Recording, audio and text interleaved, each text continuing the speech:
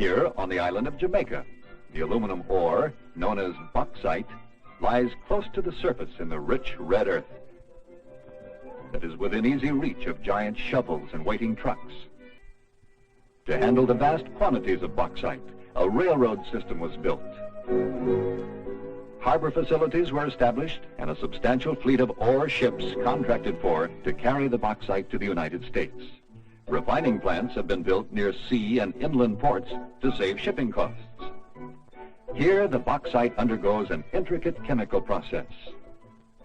First, the bauxite is mixed with water, lime, and soda ash.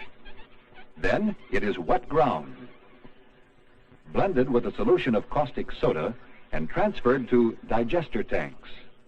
Under steam pressure, the alumina dissolves out of the bauxite, forming sodium aluminate. The impurities remain in solid form, and the sodium aluminate is separated from them in a series of tanks in which the heavier impurities settle. The relatively clear liquid is drawn off the top and piped to filter presses, which remove the finer impurities suspended in the liquid. Then, in 6-story high tanks, the solution of sodium aluminate is agitated by compressed air and seeded with aluminum trihydrate. This encourages the formation of aluminum hydroxide crystals, which precipitate to the bottom of the tanks. Next, the crystals are thoroughly washed and heated to 2,000-degree temperatures in long rotary kilns. This drives off the free and combined water, and the result is a white powder, aluminum oxide, known as alumina. The alumina is shipped in trainload lots to Kaiser Aluminum's reduction plants for processing to metallic aluminum. The reduction process requires vast amounts of electrical energy that can come from hydroelectric power, from using coal, or by using natural gas as a fuel source. But regardless of the power source of electrical energy, the reduction process is the same. The alumina is put into an electrolytic bath of molten cryolite into which a carbon electrode is suspended. A molecule of alumina is made up of 3 atoms of oxygen holding fast to 2 atoms of metallic aluminum. The electrical energy frees the aluminum atoms from the oxygen atoms, and the molten aluminum sinks to the bottom of the bath.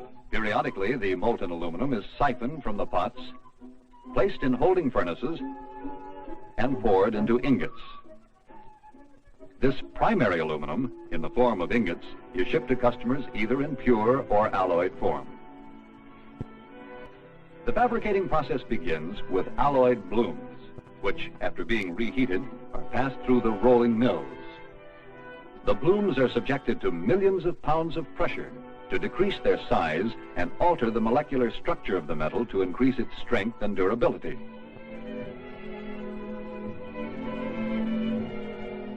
In the manufacture of wire, ingots of workable length are processed in the continuous rod mill.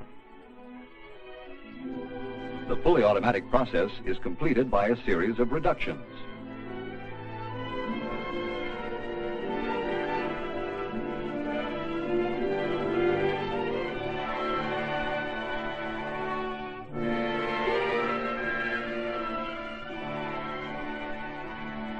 For customers who need wire of smaller size, the rod is fed into machines and pulled through a series of dies of decreasing diameter, which lengthen and reduce the metal by drawing until the desired size is obtained.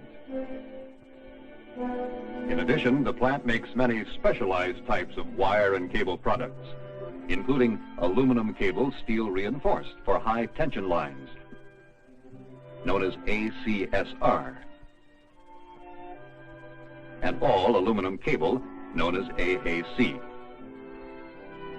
Triplex service drop combines 2 polyethylene-covered wires wound about a bare ground line, filling the need for a lower cost, simpler to install link between power lines in the nation's homes and buildings. At modern extrusion plants, like this one located near Baltimore, Maryland, designs and shapes like these are extruded through dies.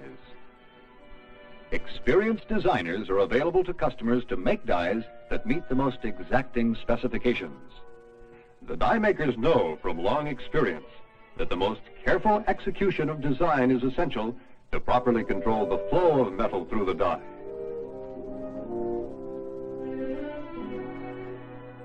The extrusion process begins with billets, specially alloyed and cast for the specific need. Pressure exerted by the extrusion press squeezes the workable metal through the die like toothpaste. In this case, forming an I-beam for a truck-trailer chassis in one simple operation. The workability of aluminum and the simplicity of the extrusion process make possible almost numberless designs, including window frames, decorative molding, furniture tubing, storefronts, structural members for transportation equipment and buildings. Huge ingots are subjected to tremendous pressures in the rolling process.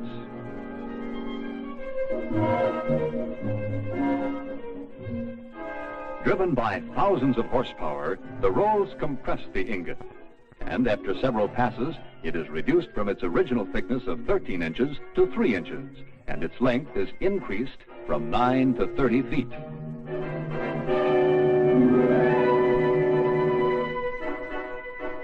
As the rolling process continues, the slab is reduced from 3 inches down to 7/8 of an inch in thickness, and its length is increased from 30 to 125 feet. The slab then moves into a huge 5-stand continuous mill. Actually, it is 5 mills working in tandem to reduce the 7/8 inch slab down to sheets of 1/10 of an inch in a single pass. Observing this tremendous mill in action, one can't help but sense that here in this massive complexity is a symbol of the strength of the American private enterprise system. Operated by highly skilled workers, the costly equipment is made possible through investment by thousands of stockholders, men and women who believe that our American economic system can continue to produce more things for more people efficiently and without waste. The sheet streams out of the 5-stand mill and onto the roll-up machine, where it is coiled at high tension into large, tight rolls ready for further processing.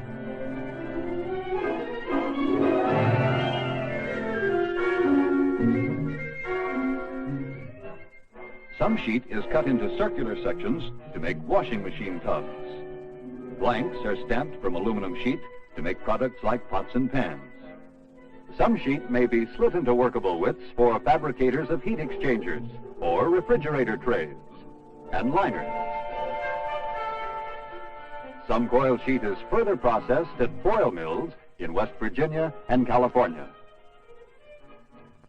Here it is rolled into foil of various gauges for packaging, building insulation, and electronic components. Whether it's foil for decorative purposes or flat sheets for the fuselages of jet planes, close inspection and quality control are observed in every plant over every process. For example, a flying micrometer keeps sheet gauge within the most minute of tolerances. Ultrasonic waves scan heavy plate and billets for internal flaws. Should any exist, they are revealed on the electronic screen.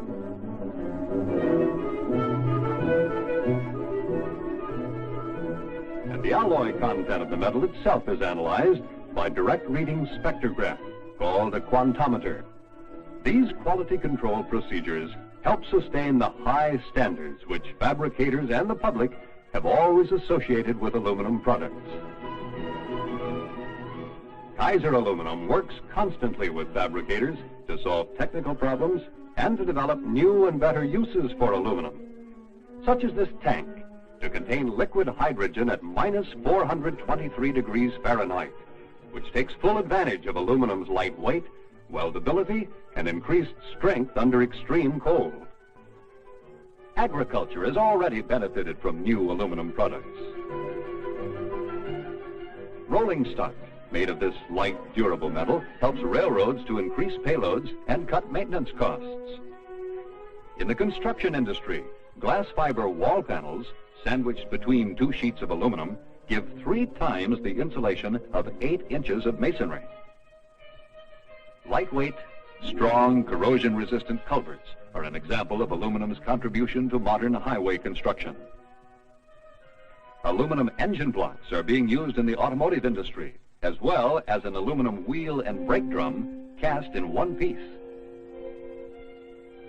Not only will aluminum continue to improve and replace existing components in the automobile industry, it is certain to find more uses in all our daily lives.